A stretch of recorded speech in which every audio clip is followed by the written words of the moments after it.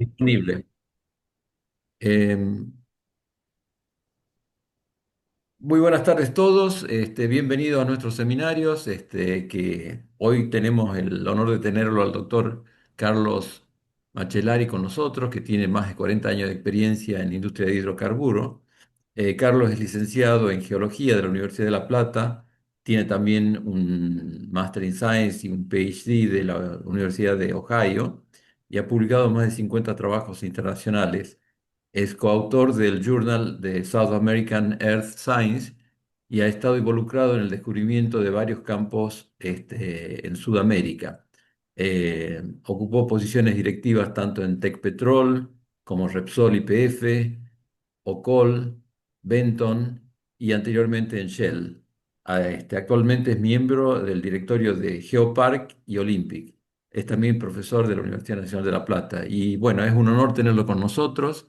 Yo lo conocí a través de un libro que bajé y conocí sobre los temas de eh, hidrocarburos, que me pareció muy bueno, y los alumnos también lo apreciaron mucho. Así que un gusto tenerte con nosotros, Carlos, y sin más te doy la palabra para que comiences con tu disertación. Bueno, muchas gracias Salvador y muchas gracias por la invitación. Y bueno, yo soy geólogo, como ya lo dijo Salvador, y hice toda una carrera explorando, digamos, por petróleo en varias partes del mundo, sobre todo en Latinoamérica, pero también en Norteamérica, en Europa, Asia, etcétera, ¿no? Quería empezar con esta imagen que tiene una historia interesante. Este es el Campo Perla costa afuera de Venezuela, que se descubrió en el año 2009. Y este fue muy interesante porque era en la época de cuando estaba Chávez, sí, en 2007, perdón, cuando estaba Chávez, y le habíamos dicho que habíamos tenido un descubrimiento muy grande, pero uno cuando perfora por petróleo, hasta que no lo prueba, no sabe si realmente tiene petróleo, ¿no? Pero él dice, no, yo voy a ir voy a ir a la plataforma y quiero estar ahí para ver cuándo sale petróleo. Tuvimos que esperar hasta el atardecer para poder sacar la foto de un helicóptero y en un momento dice, bueno, abran para que salga el gas. Y abrimos y no salía nada. Y finalmente tuvo como un minuto que no salía nada y finalmente se prendió una llama espectacular. Y fue el descubrimiento de gas más grande que hubo en Latinoamérica, realmente de gas por en los últimos años, ¿no? Fue un campo enorme. Bueno, pero empezando con eso, yo lo que quería compartir una experiencia personal que fue un poco medio surrealista. Durante la pandemia estaba mirando en Netflix una película que hablaba de la historia de Moby Dick, de la ballena, ¿no? Y al final de la película estaba, obviamente en esa época, el aceite, la iluminación venía a través del aceite de ballena. Y iban cada vez más lejos porque había menos ballenas, cada vez más lejos a cazar. Y de ahí surge la famosa historia de Moby Dick, ¿no? Cuando choca con un ballenero. Este es un ballenero, ahí vemos las ballenas. Y al final de la película dice, imagínate lo que pasó. En Pensilvania acaban de encontrar petróleo en la tierra. Bueno, digo, uy, esto es un cambio de paradigma. O sea, eso realmente es lo que podemos llamar un cambio de paradigma. Imagínense en vez de ir a cazar ballenas en medio del Pacífico, encontraron petróleo debajo de la tierra al lado de la casa, ¿no? O sea, ahí se cambió el mundo. Entonces, digo, ahora con todo esto del Zoom, con todo esto de la transición energética, ¿se murió la era del petróleo? O sea, ¿es realmente, nos pasa lo mismo que a los balleneros? O sea, ¿se murió todo? Y un poco ahí me puse a pensar cómo es todo este asunto, ¿no? Eh, y bueno, claro, el petróleo lo que pasa tiene mucha utilidad. Nosotros lo conocemos como fuente de energía. El 84, casi el 85% de la energía consumida a nivel mundial viene de los combustibles fósiles. Por otro lado, el transporte, más del 90% del transporte depende de los hidrocarburos. El otro tema que todos sabemos es la química y el plástico, ¿no? Que viene 100% de los hidrocarburos. Y otra cosa que no sabemos la mayoría de la gente es que los alimentos dependen en gran medida de los hidrocarburos. ¿Por qué? Porque es una fuente de urea para fertilizantes. Entonces, digamos, cuando combinamos todos estos elementos, te das cuenta, digamos, que hoy por hoy la humanidad depende fuertemente de los hidrocarburos, no solamente para lo que pensamos que es ir a cargar nafta en el auto, sino para una cantidad de cosas adicionales. Ahora, para hacer geología 101, y no se ofendan los que conocen esto, pero quería, porque muchas veces si le pregunto a alguien de dónde viene el petróleo, muchos dicen de los dinosaurios. ¿No? Y no, en realidad el petróleo viene en general de materia orgánica.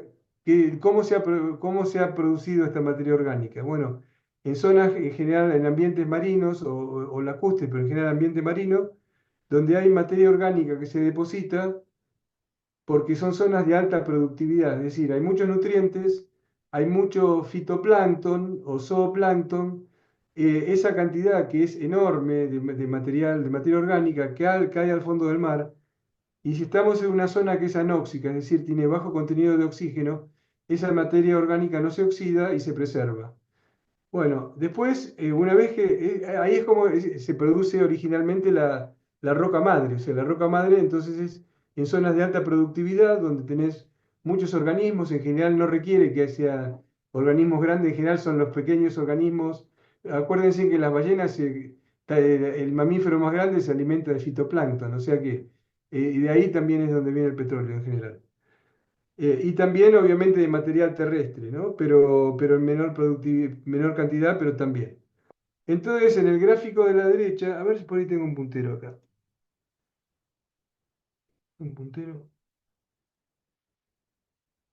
Si haces con el botón derecho del mouse, creo que aparecerá una opción. Ahí se ve el Ah, ahí, puntero. ahí está, ahí está, ahí está, ahí está. Y ahora ahí puedes ponerlo como, mira, ahí lo tenés y ese puntero, Ah, este es para dibujar. ahí Spotlight. tenés uno que es láser, dice, ahí lo tenés, Acá perfecto. está, sí. Bueno, entonces, si miramos este gráfico, ¿qué es lo que pasa una vez que se deposita esta materia orgánica en el sedimento? Bueno, se entran a depositar otros sedimentos, otras capas, hasta que esto termina estando profundo, enterrado profundamente en la tierra. Y hay una cosa que seguramente ustedes conocen, que es el gradiente geotérmico, que a medida que vamos profundizando en la tierra, aumenta la temperatura. Un gradiente geotérmico normal son alrededor de 2 a 3 grados centígrados cada 100 metros. ¿No? Entonces, a medida que se va soterrando, hundiendo más esa roca, se va calentando. Entonces, ¿qué es lo que pasa? Imagínense, vamos soterrando, aumentando la temperatura. Al comienzo, lo primero que se genera es petróleo. Después de 60 grados centígrados, comienza a generarse petróleo. Y a medida que voy enterrándome más, empieza a aparecer cada vez más gas, hasta que llega un momento que está sobremaduro y ya no genera nada. ¿No? O sea que tenemos que básicamente a medida que se va profundizando y calentando la roca madre, va generando primero petróleo y después gas. Ahora, en el origen el petróleo se usaba más que nada para iluminación. Era el querosén que se usaba como lámpara para iluminación y hasta que no se inventa el transporte, digamos que fue el automotor o bueno, esto lo que sea, pero un elemento de transporte que fue en el año alrededor de 1880.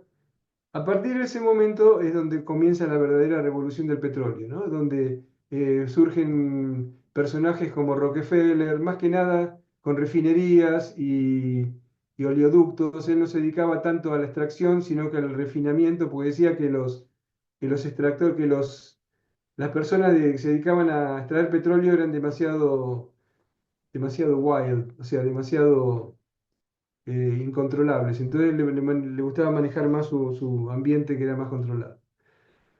Ahora, hasta hace pocos años, estoy hablando de este diagrama es del año 2006, el paradigma que existía es que iba a haber un pico de producción de petróleo, lo que llamaban peak oil, porque decían, bueno, ya el petróleo se está acabando, no hay mucho más petróleo, y entonces a partir del año 2006 perdón, del año, sí, no, del año 2012, habían dicho. Esta publicación es del 2006, pero habían dicho a partir del 2012 el petróleo inexorablemente va a caer porque no hay más petróleo en el mundo. ¿No? Y bueno, este es un problema, es una de las tantas predicciones equivocadas, porque la preocupación no es ahora de cuándo va a ser el peak oil, o sea, la máxima producción de petróleo, sino cuándo va a ser el momento de la máxima demanda. O sea, hoy, y lo voy a mostrar por qué, la producción de petróleo no se estima que se vaya a cortar a poco plazo, al corto plazo. Lo que sí va a disminuir posiblemente es la demanda, ¿no? Que es diferente. Ahora, ¿por qué el petróleo hay suficiente petróleo? Bueno, por varias razones. Una de las razones, este gráfico que tengo a la derecha, son toda la suma de los campos de la cuenca austral, es decir, Tierra del Fuego y Santa Cruz. Y son los campos en el año 99 pensaban que habían esta cantidad de recursos, de gas en rojo y de petróleo en verde. Los mismos campos en el año 2005 ya habían aumentado en forma considerable. ¿Por qué? Porque se habían hecho trabajos adicionales de recuperación secundaria, se había hecho sísmica 3D, una cantidad de tecnología adicional que habían permitido encontrar más recursos. Y siguió hasta el año 2020, fíjense que desde el 99 hasta el 2020 subieron un 73% el volumen de los mismos campos ya descubiertos. Porque fíjense una cosa, cuando uno tiene un campo de petróleo, no es como un vaso que pone una pajita y chupa y saca todo lo que está ahí adentro. Generalmente uno de un yacimiento saca entre un 10 a un 30-35% y el 70% se queda bajo tierra. Entonces, si podemos aumentar el factor de recobro, se aumenta mucho más la cantidad de volumen. El otro tema que es importante, que voy a charlarlo después, es el no convencional, que a partir del año 2006 en Estados Unidos empezó a desarrollarse. Es decir, sacaban petróleo directamente de la roca madre, no de una roca reservorio, sino de la roca madre. Y eso abrió un mundo nuevo y lo estamos viviendo en la Argentina con Vaca Muerta, que después vamos a hablar. Y después el tercer elemento son nuevas reservas encontradas por exploración. Lo voy a mostrar después, pero en Latinoamérica en los últimos años se ha encontrado muchísimo petróleo, ¿no? O sea que por ahora el petróleo no se estima que se vaya a terminar pronto. O sea, si el petróleo no se va a terminar, entonces, ¿por qué estamos buscando fuertes alternativas de petróleo? O sea, si no se va a acabar, ¿cuál es el problema entonces? Y bueno, el problema es complejo hoy, ¿no? Porque por un lado tenemos un aumento de la población, hoy somos 8.300 millones de habitantes, hay un calentamiento global que es indudable, no se sabe, bueno, alguna gente dice que es debido a la acción antrópica, otros dicen que es natural. Cualquiera sea el caso, hay un calentamiento global sin duda, hay un incremento en el consumo de energía, aparecen los no convencionales, el shale, estamos en una transición energética hacia nuevas formas de energía, estamos electrificando todo el sistema, descarbonizándolo. Por otro lado, China está teniendo un rol no solamente a nivel de producir, sino también a nivel de controlar muchos de los minerales, casi todos los minerales críticos que hay para la transición energética los está controlando China. O sea, hay un factor geopolítico fundamental. Tenemos la guerra de Ucrania, la guerra en Palestina, etcétera. O sea, estamos en un momento sumamente complejo de la Tierra. Ahora, el tema de calentamiento global, seguramente esto ya lo han visto numerosas veces, pero este es un gráfico mostrando la temperatura de la Tierra desde hace 60 millones de años, es decir, desde el terciario hasta el presente. El presente estamos acá y de acá para adelante son proyecciones, de acuerdo a las diferentes proyecciones que tenemos de la Tierra. Ahora, lo que vemos es que hoy por hoy no es la temperatura más alta de la Tierra. En este caso acá va hasta los 60 millones, pero en este gráfico de acá abajo, fíjense que vamos hasta 460 millones. Este lo publicó el año pasado y como está bastante más aterrizado. Fíjense que nosotros estamos acá abajo, en la temperatura de la Tierra. Esta era de la época donde estaban los dinosaurios.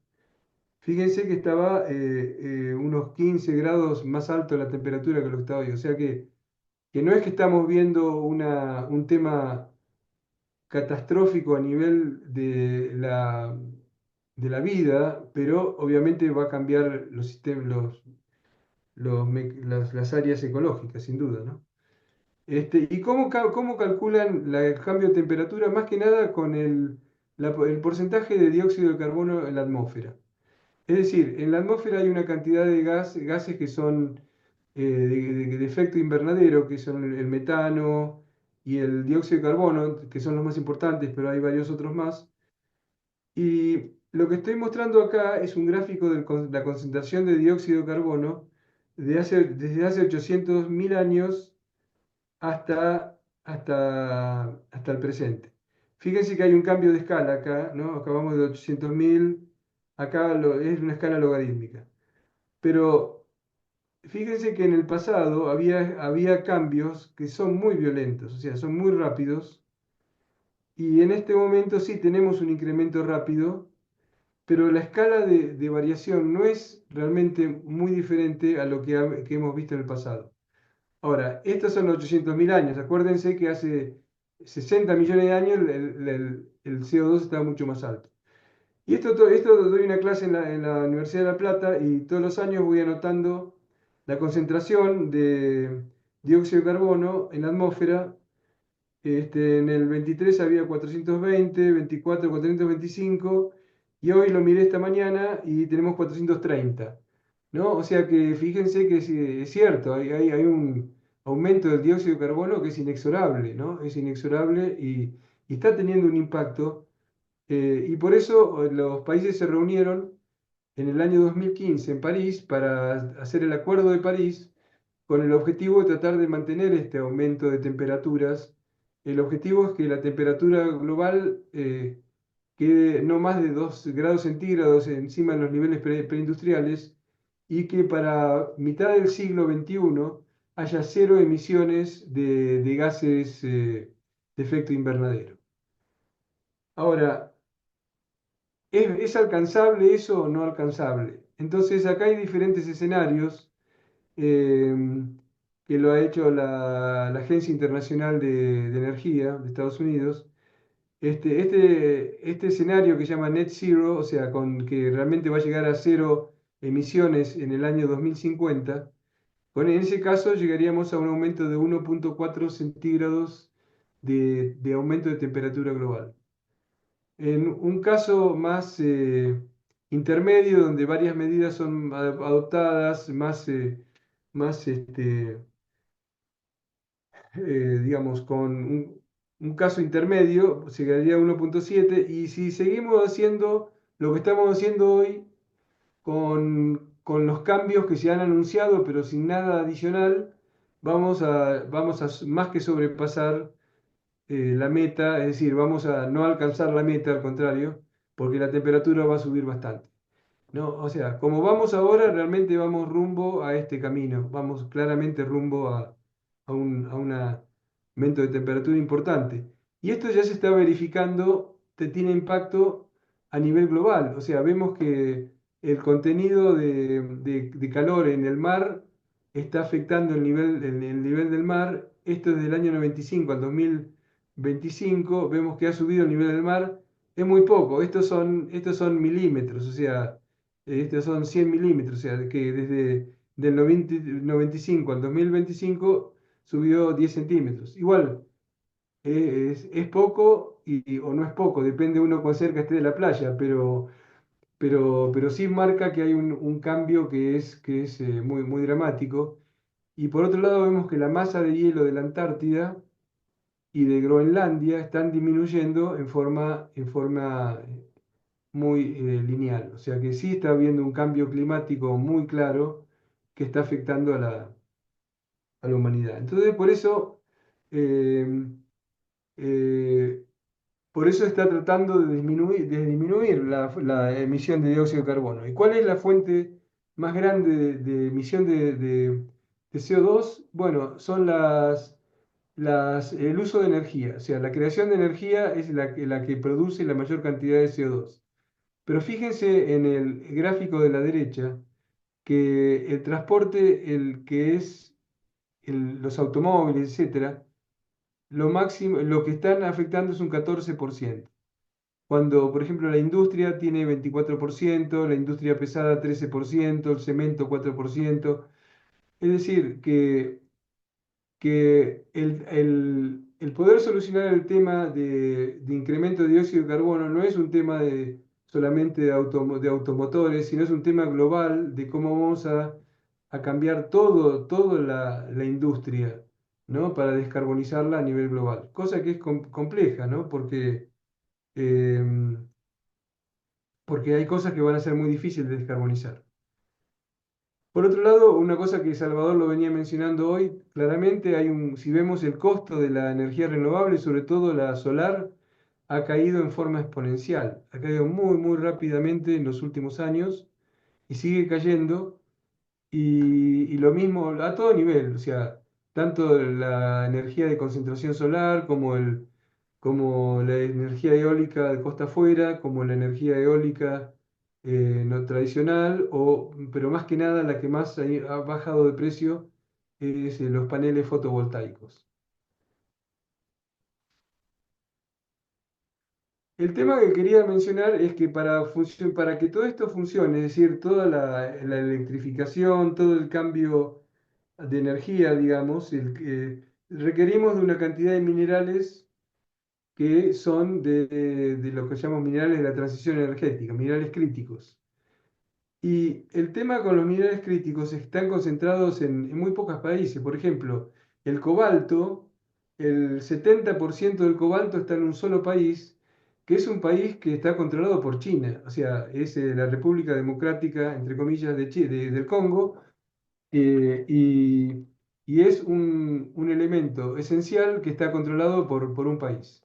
Y si fíjense, a nivel de grafito, casi 100%, gran mayoría de China, los minerales, las tierras raras, en gran medida de China. Por eso, fíjense que una de las grandes negociaciones de la guerra en Ucrania ha sido que le concedan algunos yacimientos de tierras raras a Estados Unidos, ¿no? O sea, ese es el impacto enorme que está teniendo en el tema de los minerales de la transición. Y el litio, obviamente, ¿no? Y si vemos que a la derecha, que son los países que están procesando este material, bueno, China, el rol predominante es los colores morados, todo esto es China, pero la Argentina, obviamente, en litio tiene un papel importante, que seguramente habrán escuchado hablar de la importancia del litio que tiene en la Argentina. Está el litio tanto en Chile, que tiene más que nosotros, y de Argentina hay lo que llama el Triángulo del Litio, que está en esta zona, en el norte, en el noroeste, que es donde tenemos todos estos salares y hay grandes acumulaciones de litio. Y si vemos a nivel de reservas, acá está Chile como la mayor reserva del mundo, seguido por Australia y tercero Argentina. Es decir, que tenemos un recurso importantísimo a nivel de minerales para la transición energética. El pronóstico que esta demanda se va a aumentar en forma enorme, sobre todo el litio, se estima que va a subir más de un 40% en los próximos 20 años, ¿no? O sea que básicamente eh, esto tiene una importancia global, pero la minería que necesitamos para la transición energética también tiene un impacto ambiental. Abajo es la mina de Chuquicamata, que obviamente no sé si algún día volaron por encima, pero se ve del avión perfectamente, es un agujero enorme en la tierra. Un vehículo eléctrico requiere una gran cantidad más de metales y minerales críticos. Por otro lado, para el 2050 vamos a necesitar una cantidad mucho más grande que hoy, 6 veces más, de estos minerales críticos, el tema de dónde van a salir. Y también hay tema de contaminación, o sea, toda esta extracción produce contaminación. Y otro tema que es fundamental es la parte geopolítica, ¿no? Porque todos estos minerales críticos están concentrados en muy pocos países. A diferencia de lo que es el petróleo, que está distribuido, el gas, los minerales críticos están concentrados en muy pocos países. Ahora, a nivel de pronóstico global, lo que vemos es, a la izquierda tenemos la producción actual de petróleo. El mundo hoy produce y consume alrededor de 100 millones de barriles de petróleo por día. 100 millones, es un montón, pero es lo que el mundo está consumiendo, 100 millones de barriles por día. Si no hacemos nada, vamos a seguir esta curva. Es decir, para el año 2030 vamos a tener un cuarto, o sea, vamos a tener menos de la mitad de lo que tenemos hoy. Y bueno, básicamente esto es lo que va a pasar. Si seguimos invirtiendo en los campos existentes, podemos llegar a esta curva. La curva negra es la predicción de lo que se va a requerir. Es decir, que independientemente que digamos que la curva esta, en vez de decir venir acá arriba, venga un poco más abajo, no hay duda que vamos a necesitar incorporar nuevos hidrocarburos en el futuro, porque si no, no va a haber forma de satisfacer la demanda. Y algo parecido pasa con el gas, no es lo mismo. Acá vemos la producción de gas y no hacemos nada con inversión adicional en campos existentes y acá lo que se necesitaría como nuevos recursos. Ahora, ¿dónde están los hidrocarburos? Las zonas en verde son las zonas donde tenemos mayor concentración, todas son cuencas de petróleo, ¿no? Y vemos que en la zona de lo que es el Oriente Medio, lo que es la parte de Siberia y todo lo que es Rusia, son las zonas que más petróleo tiene, después obviamente Venezuela y Maracaibo, o sea, toda la cuenca de Oriente de Venezuela y el lago Maracaibo son los mayores productores, al igual que parte de la península de Yucatán. Y después tenemos más otros sectores con menor cantidad, pero estas son las cuencas que tenemos. Si lo vemos a nivel de continente, los puntos negros son la demanda que tiene ese continente, ¿no? Entonces vemos, por ejemplo, en el caso de Norteamérica, la demanda que tienen para el año 23, perdón, para el año 2023 está acá, para 2035 se estima que va a haber un poco menos porque va a haber más eficiencia energética y para 2050 por acá. Y esta es la producción que va a hacer. Entonces, Estados Unidos, Norteamérica es un exportador neto de petróleo. Todo lo diferente que lo que pasa en Europa. En Europa vemos que la demanda, o sea, lo que utilizan es este punto que está acá y lo que producen está acá abajo. O sea, es un importador neto de petróleo. Fíjense que en el Medio Oriente producen muchísimo más de lo que consumen, ¿no? Y en Asia y Pacífico es un importador neto porque consume muchísimo más de lo que produce. Entonces hay toda una dinámica donde hay sectores que son productores y sectores que son consumidores. Estos son los descubrimientos que se hicieron en los últimos 5 años en el mundo. Y es interesante porque si bien eh, Latinoamérica contribuye solamente el 10% del petróleo, el 4% producido mundialmente. Pero en los últimos 5 años han contribuido casi con el 40, casi 38, 40% de los descubrimientos de hidrocarburos, que es impresionante. 22 mil millones de barriles se encontraron en los últimos 5 años, sobre todo en lo que es Guyana, Surinam y la costa de Brasil. Todo esto sin contar Vaca Muerta. Es decir, que Latinoamérica ha tenido un impacto enorme en el crecimiento en los últimos años de hidrocarburos. Y el otro tema es el tema del shale, ¿no? El shale, a partir del año 2000, 2003, 2004, a alguien se le ocurrió, ¿por qué en vez de buscar petróleo de los reservorios, ¿por qué no buscamos petróleo de una roca madre? Entonces, no sé si ustedes saben cómo funciona esto, pero básicamente para producir un shale lo que hacen es eh, perforan la roca madre, que es generalmente una arcilla negra, ya muy consolidada, que se llama una lutita, y inyectan agua y arena a muy alta presión. Con esa inyección fracturan la roca y la arena la inyectan para que después al bajar la presión no se compacte nuevamente, o sea, para que quede armado como una especie de armazón, ¿no?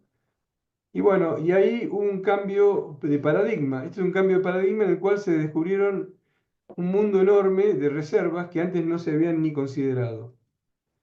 Fíjense que desde el año 2008 al 2013 hay un incremento del 88% de la producción de Estados Unidos.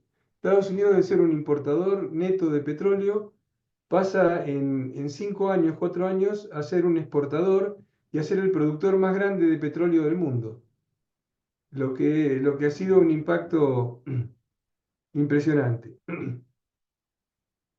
Claro, eso tiene sus problemas, ¿no? O sea, en negro, en esta curva en negro, es la demanda global de líquidos que viene por acá, y esta es la producción. En azul es el celeste, la producción convencional. En azul es lo que es el shale de Estados Unidos. Fíjense lo que pasa en el año 2014, cuando la curva esta de azul se va encima de la demanda. ¿Qué pasa cuando producimos más que la demanda? Se colapsa el precio. O sea, básicamente tenemos más petróleo de lo que lo que la gente requiere, el mundo requiere, entonces colapsa el precio. Y ahora la vamos a ver cómo se comporta. Entonces, este gráfico es un gráfico desde que empieza el petróleo en el año 1860 hasta más o menos la actualidad, ¿no? Y al principio y esto está puesto la curva verde en dólares, pero teniendo en cuenta la inflación, o sea, teniendo en cuenta lo que valía en ese día el dólar, no el precio de hoy, sino lo que valía en ese momento. Y al comienzo hay grandes fluctuaciones por un tema de oferta y demanda, todavía el mercado no se había establecido.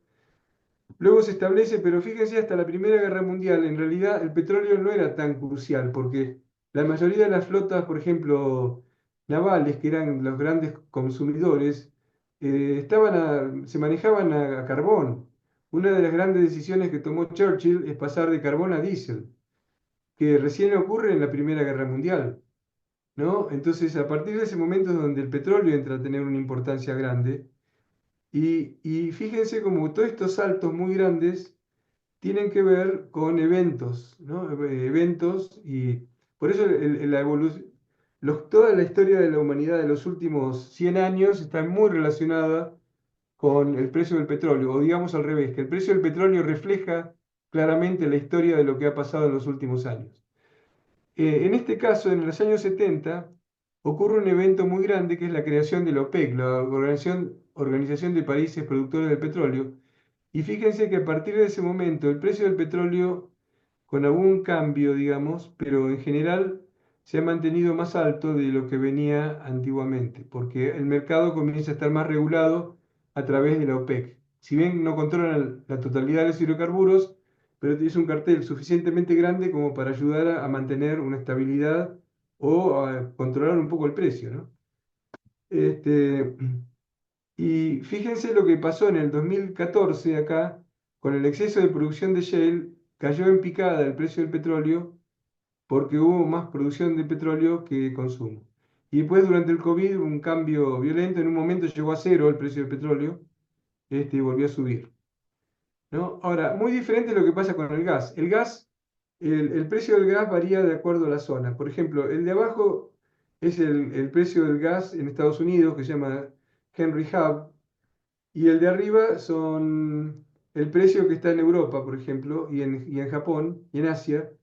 Y fíjense cómo en el 22, cuando empieza la guerra del Golfo, perdón, la guerra del Golfo, la guerra de eh,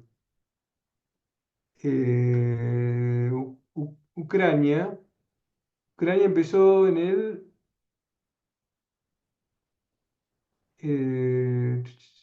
2022 más o menos. 2022, sí, exactamente. Fíjense que todo esto empieza a ocurrir cuando empieza la guerra de Ucrania.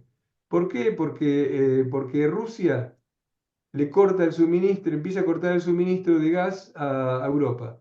Tienen que importarlo, no tenían la infraestructura y tienen un aumento mientras en Estados Unidos el gas está a 7, 8, 10 dólares por millón de BTU, en Europa llega a estar a casi 80, 100 dólares por millón de BTU. O sea, el gas, como es más difícil transportarlo, es más local, tiene un efecto mucho más local, ¿no? Entonces, bueno, esto es la geopolítica, digamos que el gas venía casi todo de Rusia a Europa y el único lugar donde, en Europa donde hay un campo de gas enorme es en Groningen, en Holanda. Yo ahí trabajé 4 años. Y el problema que hay que ese gas ahora lo han cerrado porque está produciendo subsidencia y está produciendo sismos y destruyendo edificios, etcétera. Entonces lo han cerrado. Ese campo podría en este momento alimentar a toda Europa, pero lo han cerrado por un tema ambiental. Veamos la Argentina. ¿Qué pasa en la Argentina? La matriz energética en Argentina es muy diferente a lo que pasa a nivel mundial. Fíjense que el 84% del consumo energético de la Argentina depende de los hidrocarburos. Hay producción hidroeléctrica, obviamente, nuclear, pero que es la que está acá abajo, pero lo que es el gas natural y petróleo son el 84%. Y arriba son las renovables, o sea, tiene un porcentaje bastante menor en lo que es la generación de energía. Que es una matriz muy diferente a lo que se ve a nivel mundial, ¿no? La Argentina tiene una dependencia muy grande de los hidrocarburos. Ahora, el petróleo en la Argentina está en 6 cuencas fundamentales: la cuenca del noroeste, la cuenca cretácica, perdón, la cuenca cuyana, la neuquina, la cuenca de San Jorge y la cuenca austral, que está en el sur. Acá ploteé los descubrimientos que hubo en los últimos 10, 12, 15 años más o menos. Y como ven, la cuenca, digamos, estrella es la cuenca neuquina, donde se han perforado la mayor cantidad de pozos y donde ha habido la mayor cantidad de descubrimientos en la cuenca neuquina.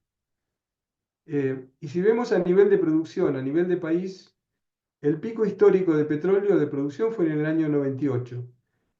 Y a partir de ahí empieza a declinar en forma inexorable hasta que se descubre, entre comillas, Vaca Muerta, y fíjense cómo se revierte. Y hoy todavía no llegamos al pico de producción, pero hoy casi el 55% de la producción de petróleo a nivel nacional está viniendo de Vaca Muerta. Y lo mismo pasa con el gas. El gas, que había tenido un pico en el año 2003, empezó a subir nuevamente gracias a la producción de Vaca Muerta. Ahora, ¿qué es Vaca Muerta? Bueno, Vaca Muerta tiene, bueno, la roca que estamos viendo. Esta es una foto de Vaca Muerta. Esta es una roca que es una arcilla, color negro, porque tiene alto contenido de materia orgánica.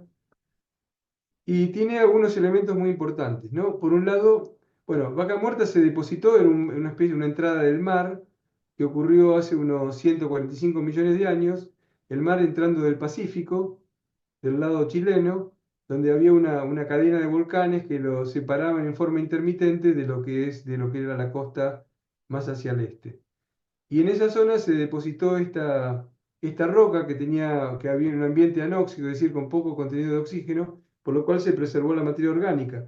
Tiene contenido de materia orgánica muy alto, hasta el 17% de la roca esa es materia orgánica, lo que es un valor altísimo, ¿no? Por otro lado, tiene buena porosidad y está sobrepresionada, tiene muy alta presión, que es muy importante, y tiene todos los parámetros como para poder ser fracturada.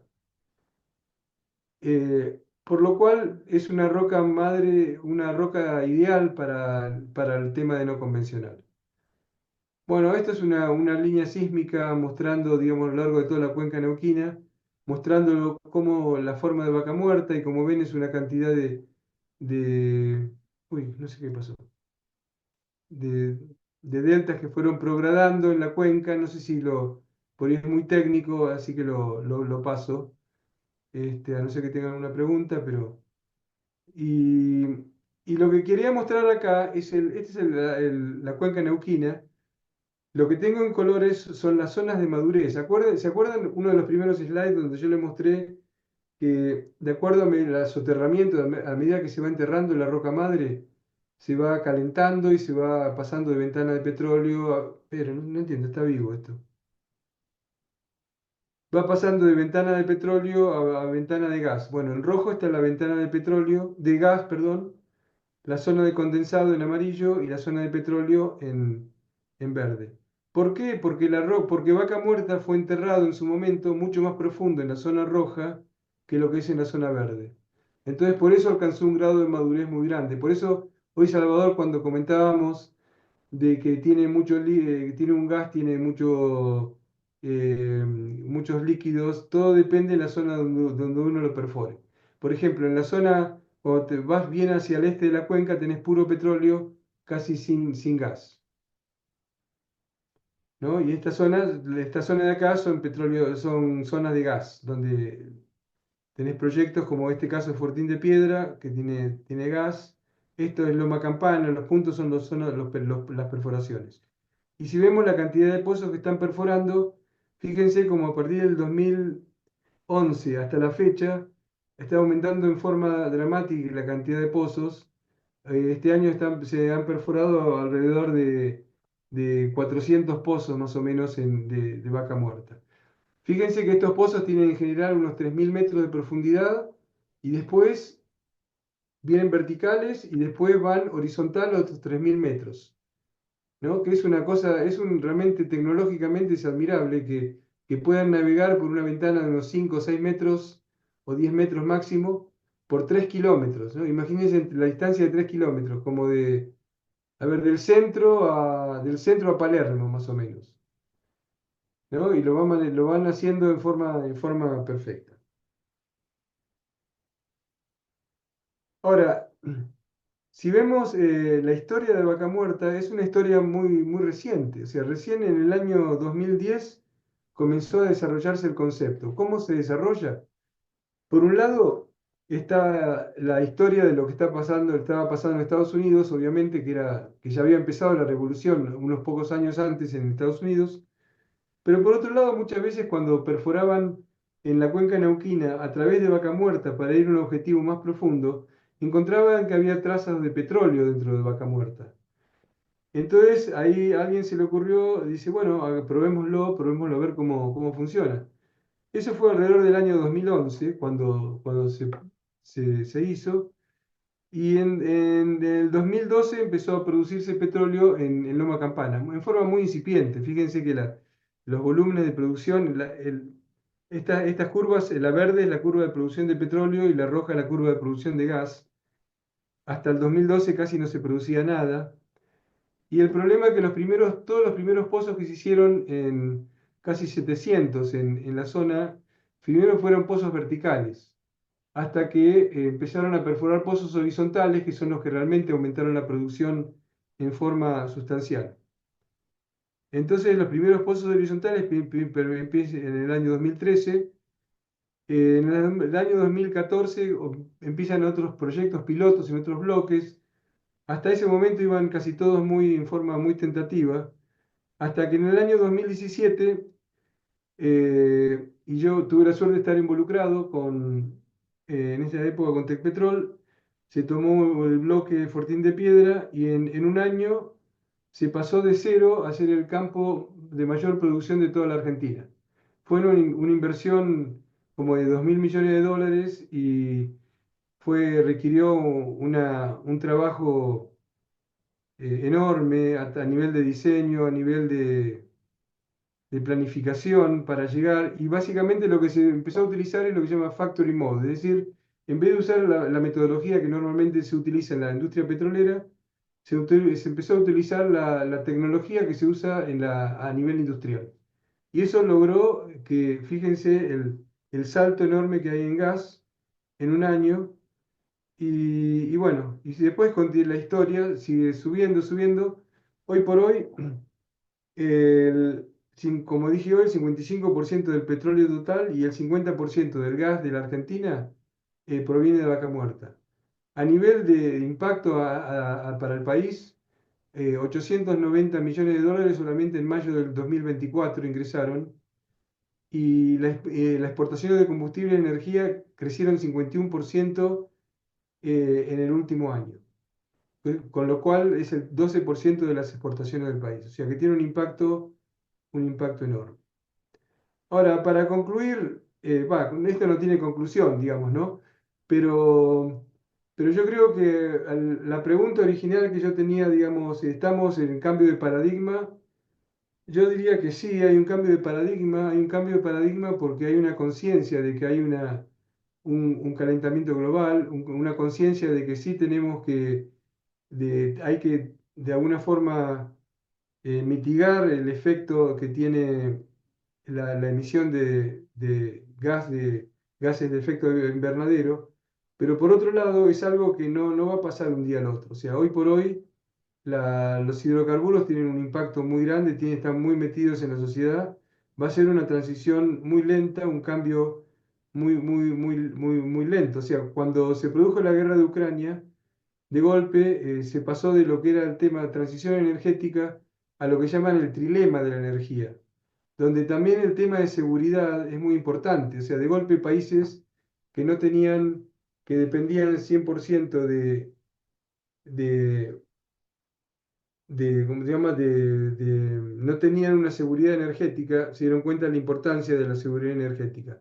Por otro lado, la rentabilidad es importante, o sea, esto no se puede, desgraciadamente, o la realidad es que todo esto tiene que ser rentable, si no alguien lo tiene que pagar, y obviamente tiene que ser sostenible, es decir, que tenga el menor impacto en el ambiente. O sea, que tenemos que combinar todos esos factores para que esto funcione. Ahora, sin duda las inversiones en tecnología limpia hoy superan a las inversiones en combustibles fósiles. Aunque en los últimos meses, sobre todo con los cambios en Estados Unidos, algo de esto se está equilibrando, pero claramente hay más inversión en tecnología limpia, así que la transición está andando. Pero todo esto la transición energética está avanzando a diferentes niveles en los países, o sea, en cada país. En Europa está muy adelantado, creo que debe ser lo que está más adelantado. Y de acuerdo al nivel económico o a nivel político de cada país, están transitando este cambio a diferentes niveles. En lugares como África, donde van a pasar de la leña a la energía solar, digamos, seguramente le vaya a llevar un tiempo, igual que en la India, etcétera. China, sin embargo, lo ha tomado muy a pecho y está avanzando a pasos agigantados, más que cualquier otro país. De todas formas, la descarbonización de la energía es un proceso gradual y después de haber hecho enormes inversiones en renovables y en redes de electricidad, todavía la energía global depende casi un 80% de los combustibles fósiles. Es decir, hay una transición, pero es una transición que va a ser muy lenta. Y bueno, ya más o menos creo que ya los aburrí bastante. Si tienen alguna pregunta, podemos charlar un rato. Gracias, Carlos. Realmente muy linda la charla. Les pido que abramos los micrófonos y le damos un aplauso a Carlos de agradecimiento antes de empezar este, las preguntas. Y bueno, queda abierta entonces la sesión para preguntas. Si quieren ir levantando la mano, y abriendo sus micrófonos, pueden hacerlo. Este,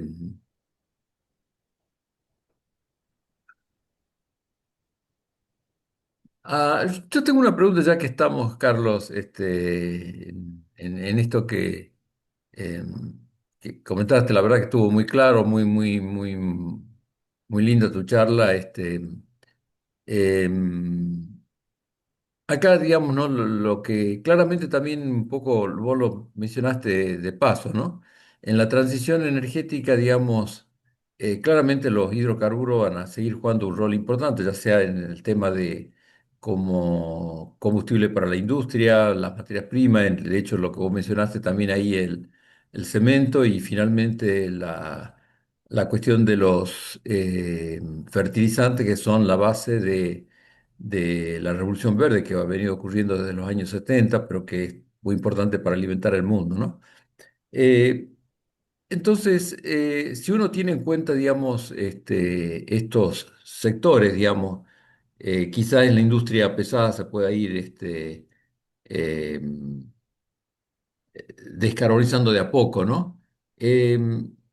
Dentro de los tres escenarios que vos mencionaste de reducción, el nivel intermedio que parecería ser que probablemente sea lograble más que el nivel cero, especialmente ahora que Estados Unidos se ha ido de, de este eh, Sí, el Acuerdo de París del y Acuerdo de demás. París, ¿no?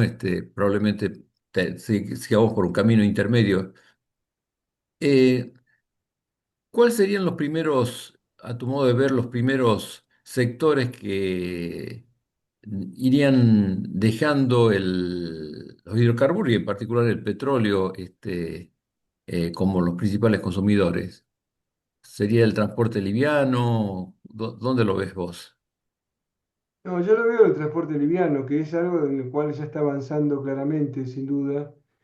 Y bueno, en la generación de energía también está avanzando en forma enorme, ¿no es cierto? O sea, ya en la red energética, por ejemplo, en España, está dominada por lo que es el solar y eólico.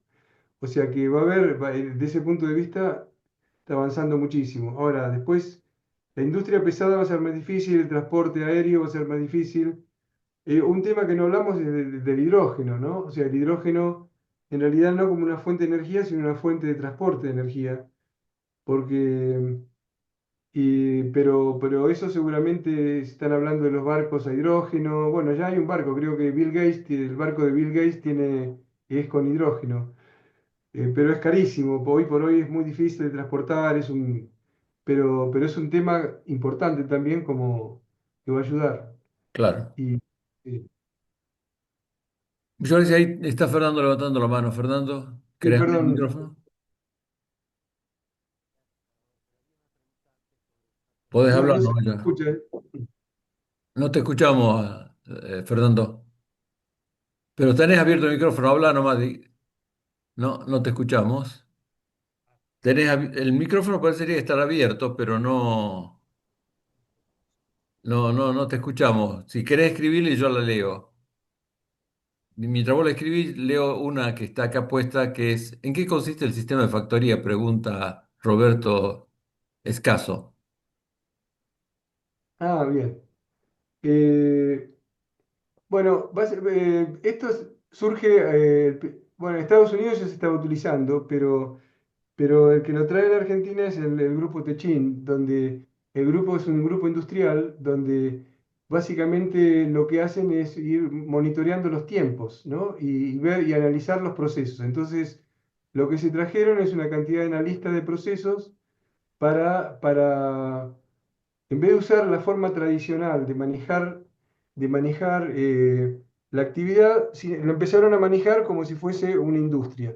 Por ejemplo, una cosa que se hizo, cuando uno no perfora un pozo solo en vaca muerta, sino que lo perfora en lo que llaman pads. Pads, que es una especie de plataforma donde se perforan unos 4 pozos.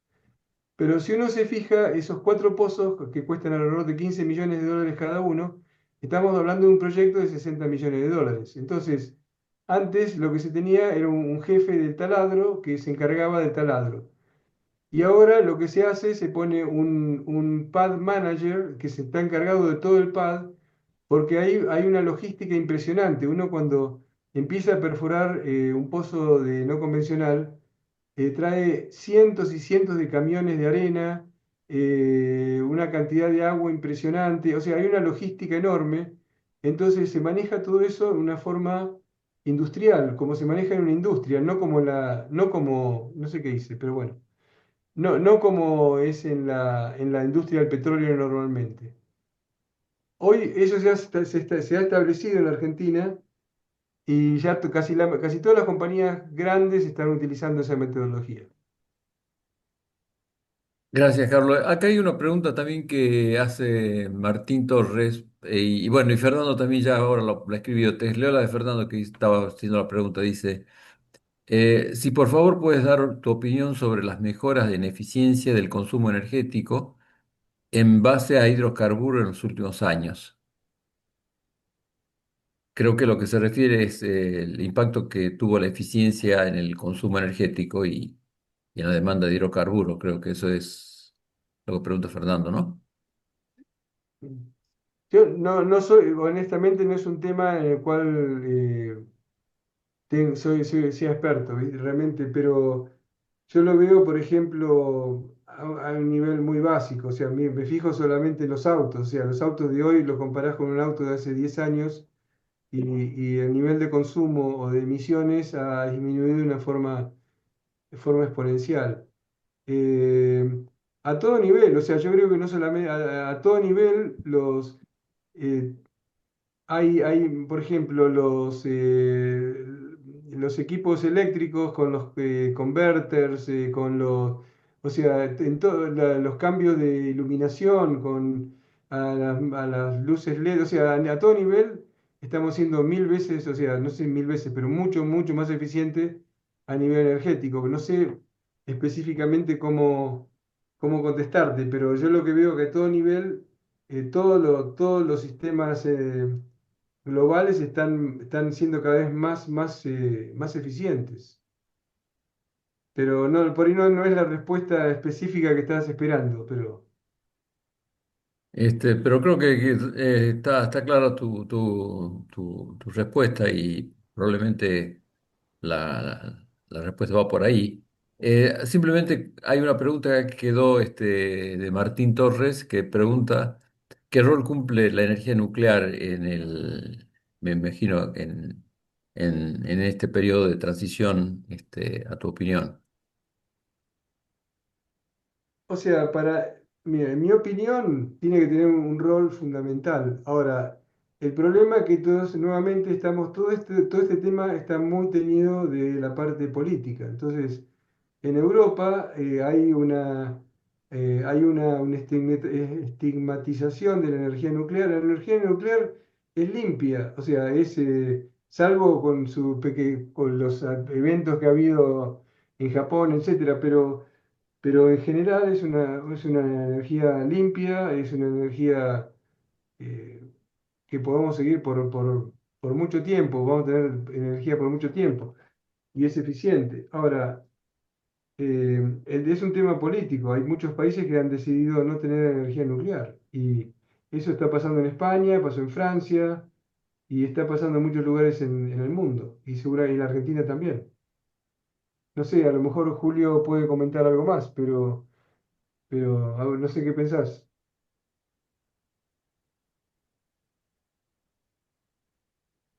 Eh,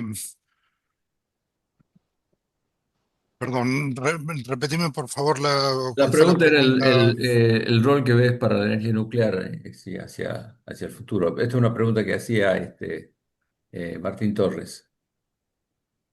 No, me parece que no tengo demasiado para agregar.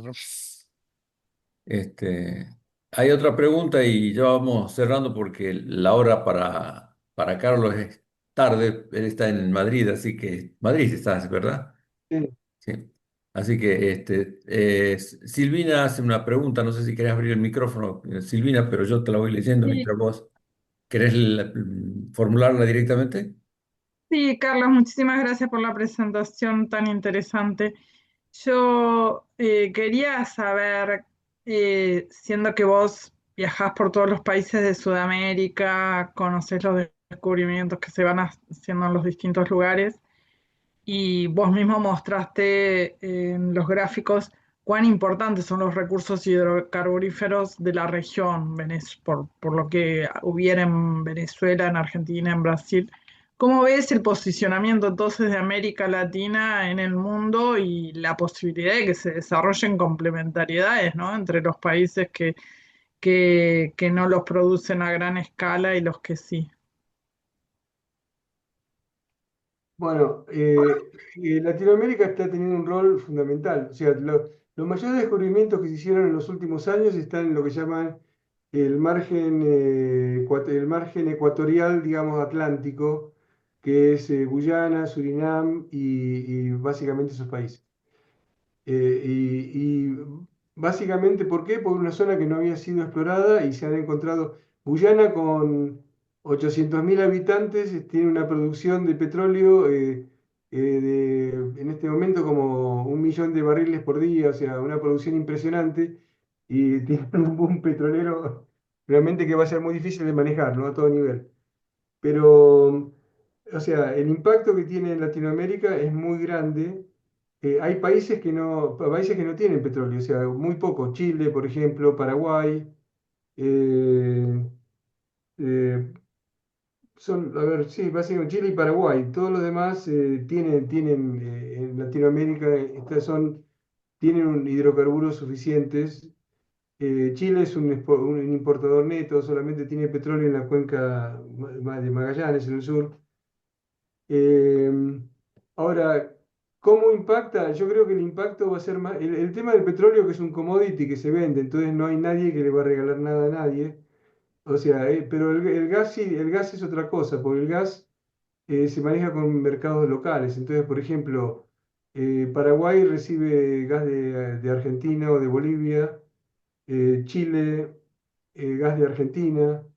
Entonces, sí hay una distribución, sobre todo a nivel de gas, que es más local, tiene un impacto grande porque ayuda a la región a nivel global. El petróleo no, porque el petróleo uno lo exporta y es mucho más fácil de transportar. Entonces, el petróleo, como lo vimos, tiene un precio global y realmente que un vecino tenga petróleo no ayuda mucho, pero sí que tenga gas, porque eso es importante a nivel de transporte.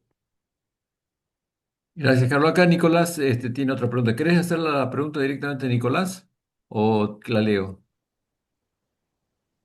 ¿Qué tal, Salvador? ¿Cómo te va? Si querés, léela directamente, pero bueno, Bueno, más o menos está en línea de lo que estaba comentando recién. Muchísimas gracias por la presentación, muy interesante. ¿En cuánto puede afectar a Argentina todos estos descubrimientos masivos que hay en este momento en los países que vos mencionás? Surinam, Guyana, norte de Brasil, sobre todo en términos de gas. Hay muchas expectativas de Argentina de poder exportar GNL y gas natural a través de gasoductos, pero me parece que hay una ventana que si no la aprovechamos rápidamente, otros competidores nos pueden ganar, pero espero tu opinión. Gracias. Sí, perfecto. Mira, el único lugar offshore donde han tenido grandes descubrimientos de gas últimamente ha sido en Colombia y por ahora no son rentables. No son rentables porque están en aguas profundas y por ahora no los están desarrollando. Es más, Shell la semana pasada anunció que se iba de Colombia offshore por más que habían tenido esos mega descubrimientos.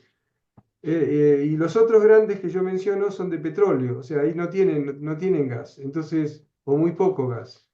Entonces, de ese punto de vista no hay competencia con el gas de vaca muerta. En otro lugar en Latinoamérica donde tiene mucho gas es Trinidad, pero ya en Trinidad tiene sus mercados, ya está establecido, está más que nada en declinación, más que en aumento. Y el otro lugar es el campo que mostré al comienzo, Perla, donde posiblemente es posible que ese campo, que es un campo de gas muy grande, entre a exportar gas a Colombia. Es posible que, sobre todo, nuevamente la política tiene un impacto muy grande en la medida que el gobierno de Petro siga en Colombia, que tiene afinidad con Maduro, etcétera, es posible de que importe gas de Venezuela a Colombia, del campo este Perla, que está cerca de la cuenca de Maracaibo. Ahora, para la Argentina no, porque la Argentina va a competir con Qatar, va a competir con Australia, con esos grandes productores de gas, ¿no? Porque una vez que el gas y licúa se transporta, bueno, ahí ya compite con el que venga. Pero no dentro de Latinoamérica, necesariamente. Muchas gracias, gracias. Carlos. Gracias, Carlos. Bueno, dado la hora y pido que abramos de nuevo los micrófonos y le demos un aplauso de agradecimiento a Carlos por la linda charla y esperamos tenerte pronto de nuevo con nosotros. Bueno, muchas Este, gracias, ¿eh? Un placer. bueno, muchas gracias a Carlos en particular y, bueno, y a todos por acompañarnos. Buenas noches y Muchas gracias. Gracias.